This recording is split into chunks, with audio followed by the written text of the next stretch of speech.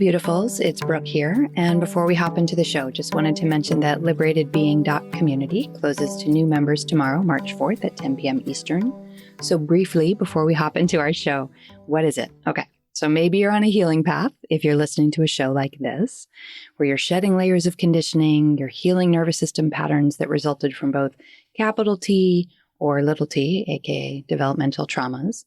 And underneath all of that, touching into knowing what you are, that you are safe, that you're sane, and that you're already worthy. So if you're on that ride is glorious and also confusing and sometimes pretty heart-achingly lonely. It can be weird.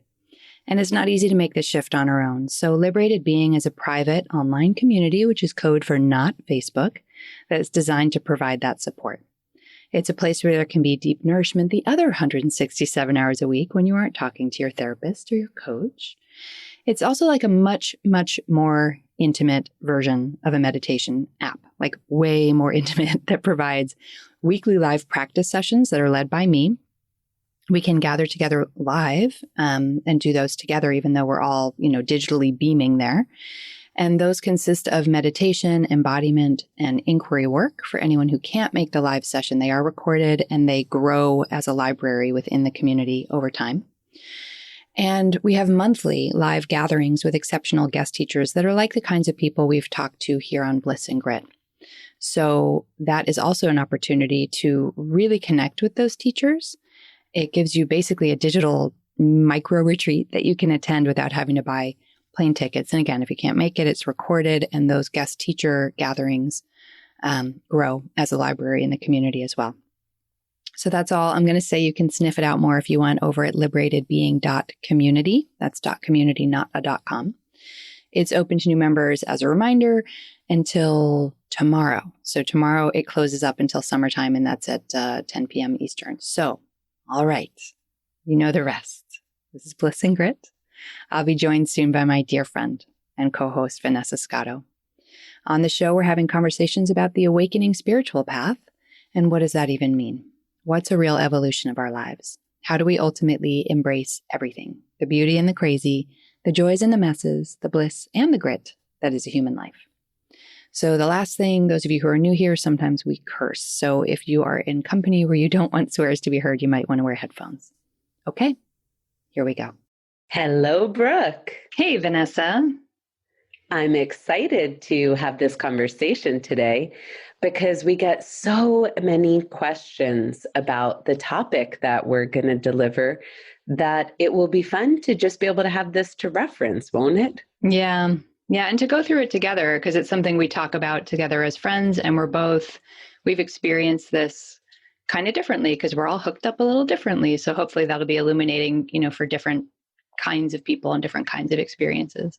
Super cool. So for those of you who've been following along with a while, you may remember, a little over a year ago, Brooke and I started to use this technique. It's called DNRS, or Dynamic Neural Retraining Systems. And it's one of many kinds of techniques. We've also had Lisa Wimberger on the show, who spoke about something called neurosculpting. So there are multiple techniques out there that are ways to begin to, would it be fair to say, reprogram your neurobiological systems? I think that's a very succinct, spot-on way of saying it. Okay, so what's really interesting is, all of us who are engaged right now with this show, all of you listening and Brooke and I, we are empathic, sensitive, attuned people by and large. We're really aware of our thoughts. And if we're not, we've become aware of them. We're really aware of our emotions. We're aware of our environment. And I think it's probably fair to say that to some degree, we all want to feel happier, healthier, better, more present, more alive, more in tune. So then it's an interesting question to begin to look at. Is there a way that we can understand and work with our thoughts and our feelings that are helpful in supporting us and thriving more than surviving?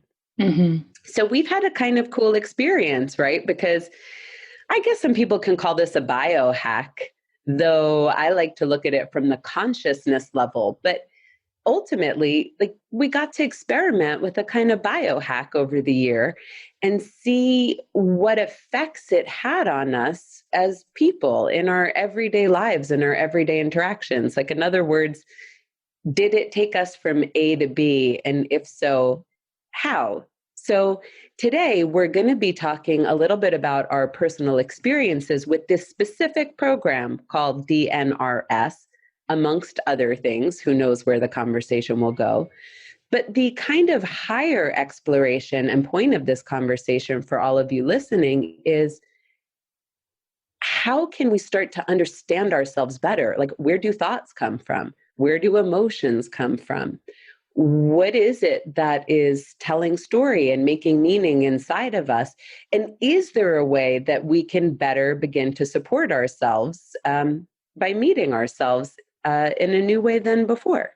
Mm-hmm. Yeah. And also some of the, as we engage with that, I think we both encountered in ourselves and then saw in our clients as well, not all of whom, it's not like we recommend this to everyone, but for those who did choose to use it, that depending on our individual circumstances and experiences, there can be some booby traps in there that send you down some funny little cul-de-sac roads.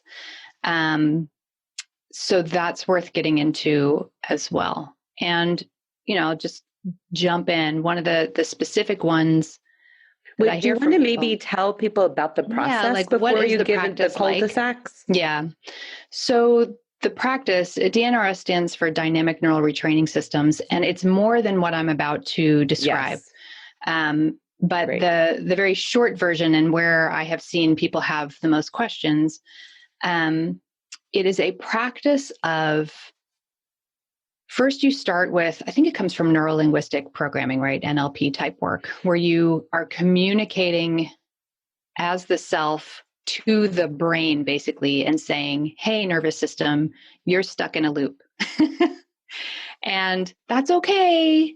And we're going to do something different. And what would you like to do differently? So it's like, if you begin with having this conversation with the nervous system where you acknowledge, hey, you're caught in a loop, and it's creating, right? And the people who come to DNRS are people who are dealing, I would say that she created the program primarily for people who have really severe environmental sensitivities or mystery illnesses. Mm-hmm. And then other people who wind up there and benefit from it are people who maybe have anxiety attacks or intractable depression type stuff. So that's the range of people who come to it. So you're saying, hey, brain, you're stuck in a rut. And then you spend some time very intimately going back to positive memories from your life that are clean, meaning if you had a great 35th birthday party, but you do remember that the whole time you were thinking about how gross and fat you are, right? Like, it's not a clean memory. So you want to find a memory that feels pleasurable and clear, and then really, really juice your brain with that memory, really get very intimate with it, really bring it to the foreground, relive it, re-experience it, so that you're lighting up these pathways of pleasure, basically, pleasure, gratitude, joy, enjoyment. And then the next step is that you'll spend some time imagining what the future will feel like, you, the person who doesn't have to deal with whatever interference brought you to DNRS in the first place. So I'm not going to go down this cul-de-sac, because sometimes people get into a thing where they think it's like a law of attraction, like now I'm creating my life. And actually it's similar to when you were meditating in the past tense, going back to a positive memory. You're trying to just feel the feelings of what life would be like and what you would be engaged in if you didn't have whatever was sort of hampering you. So for example, if somebody had an environmental illness and they couldn't go a lot of places because all of the, let's say, cleaning supply and laundry aisles in the grocery store. You just can't go anywhere near that. And it just starts to shut down your life. So what would it be like if you never had to think about this booby-trapped toxic world, right? Like, who would you be? Right. I can give a really easy example because I had mold illness, so it was easy. I would just picture myself in Miami, which is where I got sick, and it was the tropics and it's full of mold in the air. And I would be having dinner with my friends outdoors, and I'd be having like a glass of wine and laughing and not a care in the world, because those were all things that would have triggered me. And so it was just this really simple memory that telling your brain and your nervous system, feels good, safe, this is possible for you. Yeah. Yeah. And one of the other pieces, especially for those who have environmental sensitivities or triggers like that, is there's a piece that's exposure therapy, where you will gently, gradually, and incrementally expose yourself to the thing that triggers you, and then do the practice of getting your brain to feel all of these nice, pleasurable emotions and experiences. So that's the practice in a nutshell. Were you going to say something? No, that's just the really bite-sized version of the practice. It's the very, very bite-sized version. And so one of the things that I've heard people ask a lot, and something that really hit me when I was going through it too, is where's the line between teaching your brain, your consciousness, your nervous system how to experience something other than the limbic rut that it's been in, and just bright siding, right? Oh, no, everything's great. Oh, no, I don't have to worry about a care in the world. Oh, everything's wonderful. And there's a lot of bright siding culturally. So it's easy to see how that would be a trap, for some, or a trigger for some. For sure, it's a trigger for me. Some of the people for whom that's really a trigger, like there are a couple things. One is, and this isn't at all uncommon, you grew up in a family of origin that told you weren't allowed to feel how you feel. Your family of origin, don't be sad, right? Or don't be angry. Don't feel anger ever. That can sometimes feel like now you're the family of origin that you came from doing the same shit to yourself, right? Like, no. I know you're having a hard time, but let's go to, Mary Poppins land where everything you should feel grateful about it. Right. You should feel happy and pleasurable and positive all the time. So that can hit one of the cul-de-sacs of feeling like you have now become your own, this is too strong a word, but the word that I have is that you've become your own aggressor in a certain way of policing your own emotional state, and that you are only acceptable if you're feeling a certain high vibes kind of way. So that's one of the places where it gets into trouble. It certainly is one of the places it got into trouble for me. Did that one hit you at all, or not so much? It didn't. The way that I think I saw it, and it's interesting, I love hearing your perspective on it. And I think actually I would have clients and people who write to us who that's really good information for. The way that it sat with me, interestingly enough, because I do feel like I came from a family that was not big on supporting you and having emotions. Yeah. But I saw it through the lens of this is a temporary relief. Like I just saw it through the lens of like, in this program, because of the way the brain works, they invite you to do this for an hour a day for 6 months. It's not uncommon with any kind of biohack. There's this kind of consistent application of something over an extended period of time. So the way I thought of it was like, look, this is 6 months. I've indulged in every feeling, because by the time I approach this work, this is probably true for you too, Brooke, but by the time I approach this work, I'm like, I've had all these feelings. I've thought all these thoughts. I wasn't in the stage where, there was a stage where I was so shut down to my own emotional experience that I hadn't yet explored like why I was the way I was, why I felt the way I felt. I didn't even know I was angry. I didn't know I was sad. And so I think if I had found this during the stage where it was more healing to allow an authentic relationship with myself to emerge, an authentic expression to emerge, it might have felt even more like shutting down. And I don't even know if it would have been a good medicine to apply. Right. Yeah, Right? that timing is so important about where you are in your process. Important. That's what, I've said on the show before, probably different medicine for different people at different times. And you and I are super vocal about the kind of dogma that makes you think this method, everyone always, being really unhelpful. And I think earlier in my life, this would have just encouraged a personality structure of bypass, because I was into it. I was into bypass. I was into just being happy. I was into just being grateful. Like, if my earlier self had a button it could press to be like, do away with all painful thoughts and feelings, I would have pressed it without even breathing. Mm-hmm. So by the time I did approach it, though, I feel like I've thought these thoughts.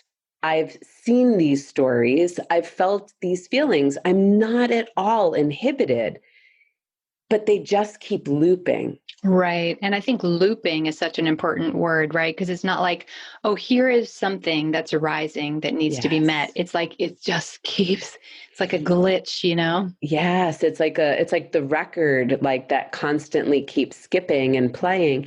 And I like that you pointed that out, Brooke, because I think what you and I did with this practice was based on the wisdom and insight we have from everything else we've learned, I adjusted it. So if I was having a ripe revelation, because that does happen, we're still in a transformative journey where some new insight from my past was breaking through and it was coming with a painful emotion, and not even for a second did I try to shut that down. Right. And I think we can talk more about that. So there was a way to work with it to keep it honest and alive.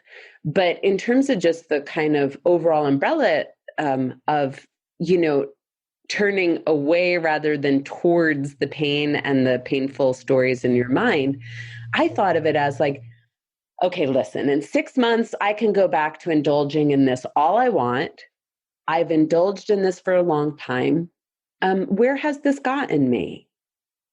And it got me to the place where I can be authentic with myself. That was wonderful. But now it was looping. And what I thought to myself was, I think where it's getting me now is in a state of chronic anxiety. As these thoughts, because for me, a lot of my thoughts and a lot of the feelings that would arise, shame, fear, anxiety, and like I'm doing something wrong, I'm not doing something right. Like these are the kinds of looping thoughts that were so common in my system. And I'm like, all right, well, are these thoughts really true? So like, am I dismissing myself by dismissing them? So I had an interesting thought process on it where I was game to try. I didn't feel shut down when I didn't turn towards them. But you and I did an episode once, I think it was called Turning Towards or Turning Away, where what I realized was it just didn't always work. And to turn towards, you mean? To turn away. To turn away. Okay. Yeah. So let's say a thought's coming up and you think, oh my God, it's just too positive. It's too bright-sidey, or like to not pay attention to this thought feels like a parent not paying attention to my pain when they really needed to. So it's kind of like a reenactment. Well, I didn't have those types of thoughts, but what I did notice was, let's say I was feeling really afraid that day that I was never going to get better. And the fear was kind of paralyzing me and the terror was flooding through me. I could say, this is just my brain. Hush, hush, hush. My brain's in a rut. It's in a loop. Like, let me turn away and let me move into something positive. But that leap to go from terror to I'm sitting in embodied states of gratitude was not a tenable movement. Yeah. I couldn't go from real contracted states of fear, terror, shame, grief into an embodied, genuine state of joy or of gratitude. And so it didn't work just to try to like mechanically get my body from that point A to that point B. So I think what we spoke about in that episode, what I began to bring into my practice was the use of love as the gateway, as the alchemical agent, the use of compassion as the gateway and the alchemical agent.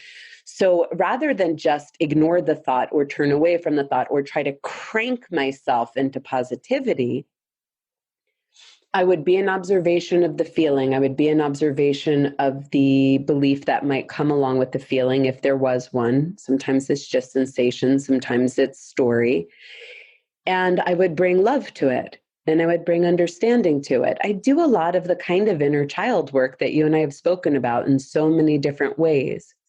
The kind of Matt Kahn style, whatever arises, love that. And I would sit with it and I would bring love. And if you think about it as a biohack, like if we look at this as I'm going to change the way my neural patterns are set up, we think about joy, gratitude, all of these quote unquote elevated states. They're all in the prefrontal cortex of the brain.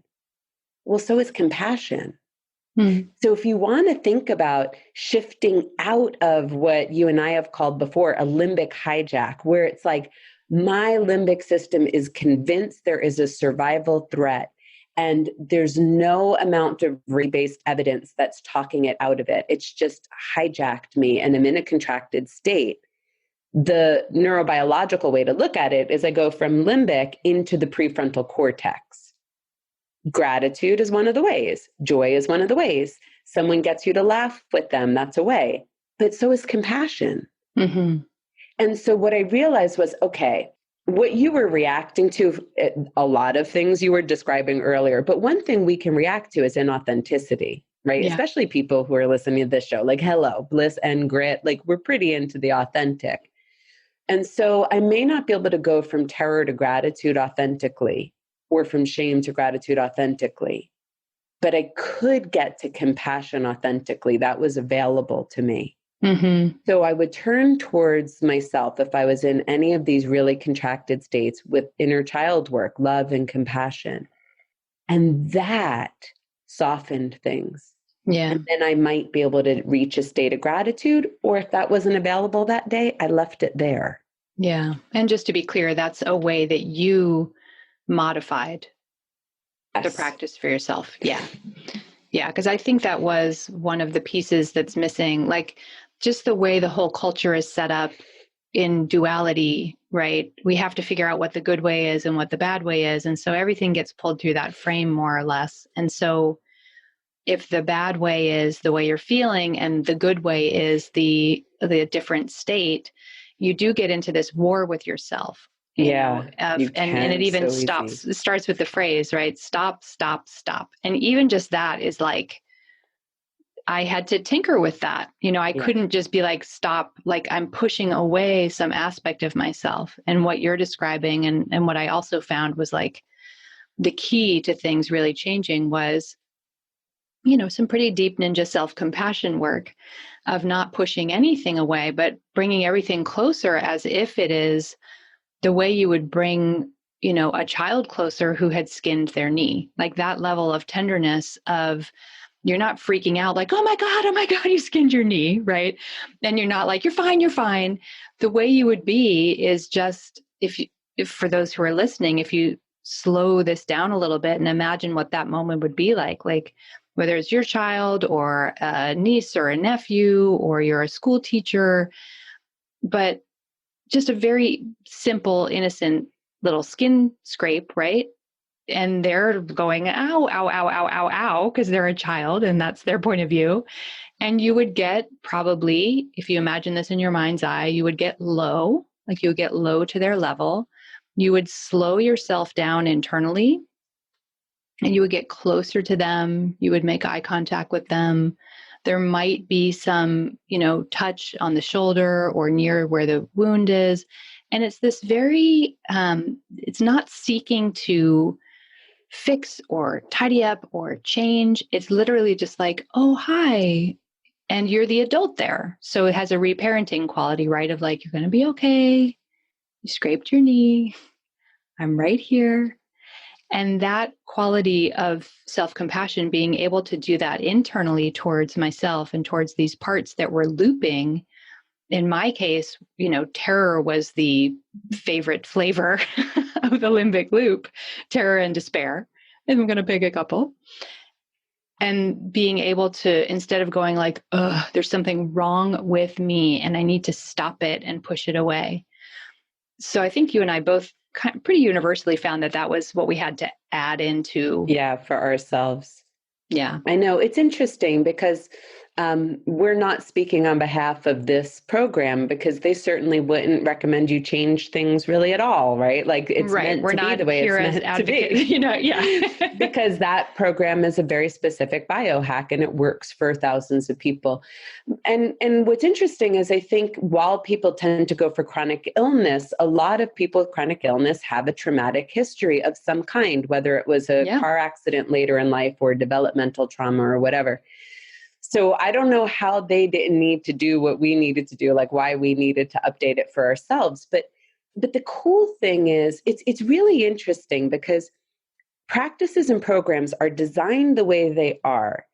And in the beginning, in a way, it's best not to vary them, because our ego structure is really creative about kind of following the rules of the protective personality rather than breaking out into a new domain. So you can see how easy we can come up with a delusion and rejigger a practice. Which includes not doing the practice, right? Yes. One of the favorites is like, I don't actually need to do this every day, or I don't actually need to do this amount of time. Yes, or it's so much work. People shouldn't have to do this work, right? We have all sorts of little things. So in a way, here's how I saw it. And this whole conversation is very personal to Brooke and I, but you may get something from this for your life in terms of how to work with your own thoughts and emotions. I saw this particular practice as give it 2 months where you don't really vary it a lot.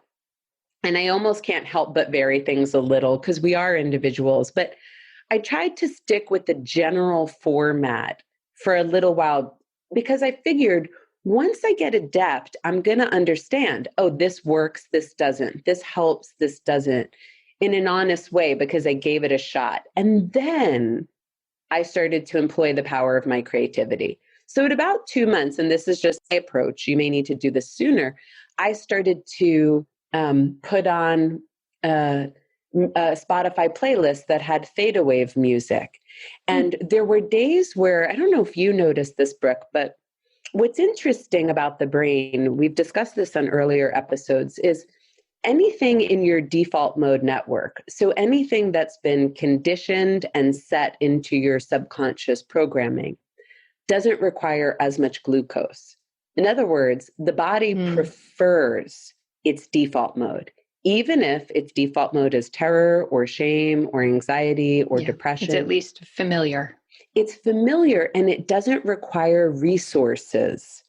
In order to engage outside of your default mode, you start to require glucose. And so the brain and the body being ultimately aligned with survival until we bring in this higher consciousness, it doesn't want to do anything new. It takes glucose.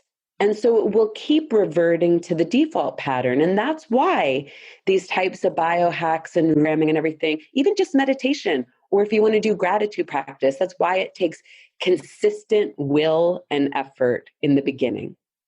But the other thing is that there were days, because it takes glucose to kind of turn the ship and do something that's outside of the default mode of the body, I was exhausted. Mm-hmm. And I couldn't fathom a whole hour of pumping up positive emotions because it actually felt like it took energy. Do you know by that? Yes, it felt like a lot of energy, especially at the beginning. Like a real push. Mm-hmm. And so if I couldn't get it that day, what I did was I put on beautiful music and I laid back. And, this practice was meant to be done in like 4 15-minute increments. So maybe I would do 2 in terms of like the rigid style of positive emotions and like getting it going. And then for half an hour, I may lay back with beautiful music and breathe and surround myself in light. And that's not advised. Right. As far as, and so I'm not advising it to you. But for me, what I noticed was I had to get a little creative and a little loving, because the way I saw it is this is both a healing and an opportunity to have a new way of life. Like what I observed, which was fascinating, I thought I'm a fairly positive, fairly happy person. I certainly laugh a lot.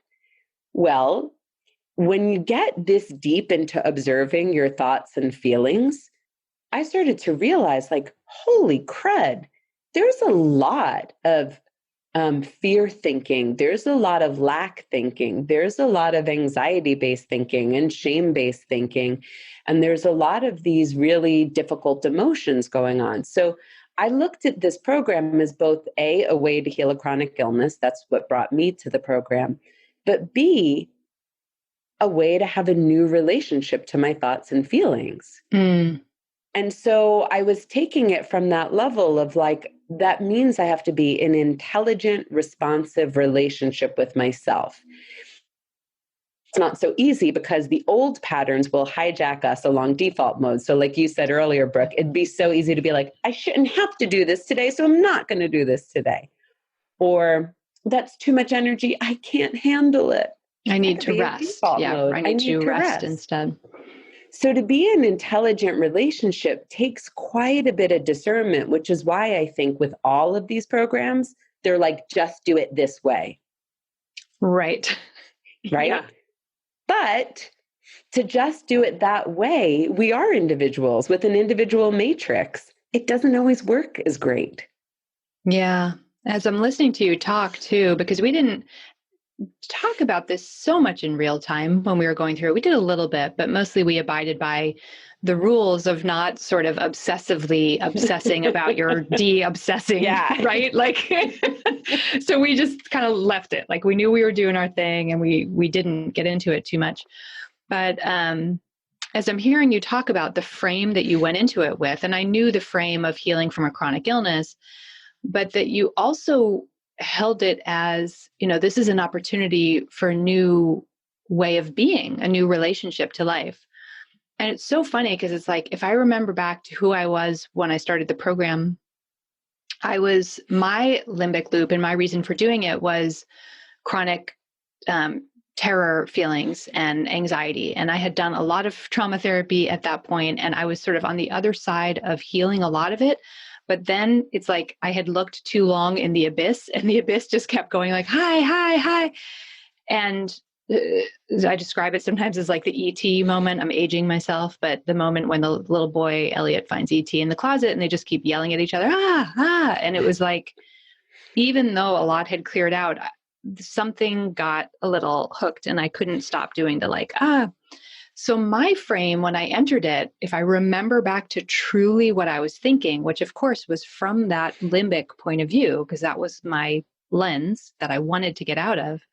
But it was like, if I do this, maybe I can finally be better, which is a very different frame than this is an opportunity for a new way of being. Like I was so in the sort of limbic terror, fear stuff. And I also had some stuff going on with like just stuff that hits at the survival system, money and a move and a school change for my son, and just things that hit all of those like survival mode things, even though they weren't big deals. They weren't catastrophic in any way on paper. It was just a lot all at once. An office situation that was falling apart and couldn't keep coming together. And I had to move my office again, like just hitting at the base survival, living, functioning, putting food on the table kind of stuff. And so my only way was like, if I do this, maybe I can finally be better. Now, my conditioning is like so many of us, what's wrong with you?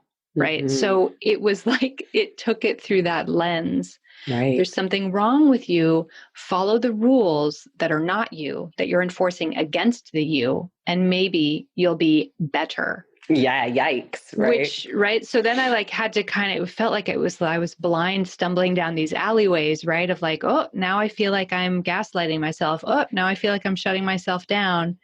And, on the plus side, on the upside, doing the practice forced me to, it wasn't pleasant, but it forced me to stumble down those alleyways. Mm-hmm. And, it did actually shift things because I could see eventually there was enough awareness to go, oh, I'm pulling this through that same loop or that same lens that I've put myself under my whole life. And, for those listening, I just want to say, because I think the question that we get the most when people email us or write on social media, right? Everyone wants to know, did it work? It worked.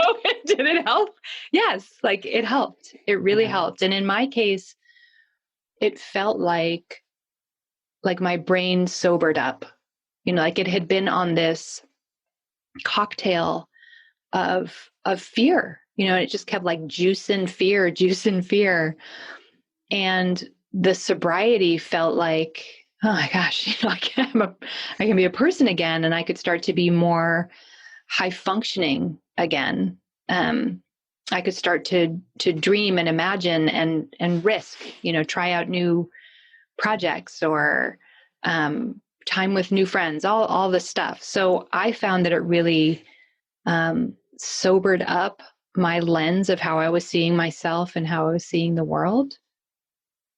So it worked, and then you can speak to, mine felt like a sobering, like I finally got off a bad drug. Well, it's like, how sometimes Matt Kahn used to say awakening is a sobering process. It's like coming into truth. One could say it's very sobering. You're not in the trance of this particular pattern that's operating that thinks there's always something to be afraid of. So I get that. Well, first I healed my chronic mold illness. Right, which is worth saying because that's a big fucking deal. I healed my chronic illness. And, there are a few things I did that were alongside of this, but, since it may not be worth us getting into the minutia of this practice, since many of you listening aren't doing this practice, there is just something about your body goes with what's habitual. Like I was saying before with mode network, your ego structure, your protective personality, which I very much believe the ego is just the part of the body mind that protects us, that keeps us going, right? So we have the protective personality or the ego mind, the body mind. And then we have the consciousness, the witness, the observer. We're all aware of that if we pay good attention. And to me, the consciousness is more in connection with our higher self. But we can be really deluded by the protective personality to think this is us. So if I have a feeling of shame, I think I am shameful. If I have thoughts of judgment, I think, I'm such a judgmental person. But if we can start to become aware that we are the consciousness within which these thoughts and feelings are arising, thoughts and feelings that sometimes are ours, sometimes we empathed off of someone. Thoughts and feelings that sometimes were created in our lifetime, sometimes are due to actual trauma. If we can become aware that we are the consciousness within which these things are occurring, rather than identify with the thoughts and feelings as us, we start to get a little spaciousness.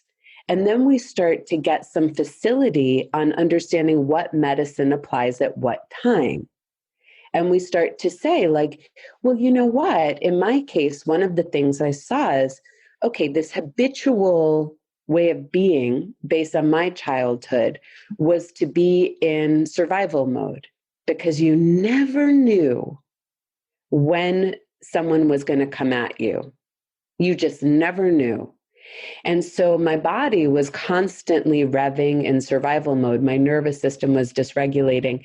And I had the kind of beliefs that went along with that, right? Like, don't disappoint people. You're a bad person. Don't hurt anyone. And all of those beliefs and the revving have a dynamic interplay between each other.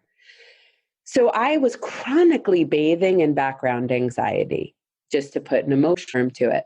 So then you think, if I add almost an hour of positive emotion, embodied positive emotion per day, what will that do? Well, sit with it and see.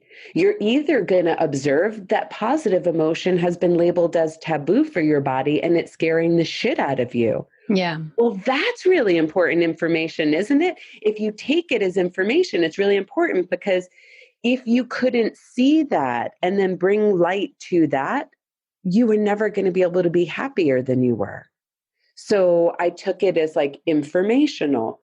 Or when you bathe in positive experience, what's going to happen is it's going to begin to tell your nervous system and your body it's safe to be happy. It's safe to feel grateful. It's going to change the way your neurons are firing and wiring. It's going to give your nervous system a break from, as far as I was concerned, 40 something years of survival mode. Mm-hmm. 40 something years of survival mode. And many of you listening know exactly what I'm talking about. I know you know what I'm talking about, Brooke. And it was like 6 months of, no, you're thriving. And really, the thriving was only in my imagination, but the brain doesn't really know the difference. Which is so interesting, right? So unbelievable. And really, most of our stories, if not all, are our imagination. I would just realize for myself, like, okay, I inherited all these beliefs about me, or I created all these beliefs about me and the world. And I'm running them through my head. And I'm saying, let's say we look at bright siding. Oh, to not pay attention to them. And some of them, this is true. But just as a general statement, to not pay attention to them is bright siding. But half the time, that was a nonsense story. Right. I'm not shameful. You know, that is that's dark siding. Yeah, if we're spending so much time in dark siding, is it really the worst to try out feeling something different? Try it out. See for yourself. I love that, Brooke, dark siding. So the way I saw it was I still had to meet it with love, because how I felt was how I felt, and I'm deserving of tenderness and respect. But to not let my thoughts get caught in that eddy, or to give them another offering like, oh, you can also feel peace today, was supremely kind and, in a way, kind of rational, right? Why should I be in dark siding the rest of my life, bathing in that same cocktail of shame? So I think all of these kinds of neuro hacks and biohacks and consciousness experiments, first of all, I think, okay, don't make me preach about teachers and gurus and how we have to be our own guru and in the experiment, because you and I can go off on that. But I think let's think like mystics. Let's think like explorers in space. And let's take everything that people advise, whether it be a neuro-regulating tool like this, Jane Clapp's work, Lisa Wimberger's work, a diet, a meditation practice, and let's be loving sources of consciousness who observe what happens in real time when we bring this into our reality. And if it's not kind, don't do it. If it's not working, don't do it. But for me, 6 months, I mean, I could do just about anything for 6 months to try to bathe in the experiment of something new. What would it be like to be positive an hour a day? Yeah. And letting it feel like, because that's such a playful orientation. I'm experimenting. I'm going on a scavenger hunt.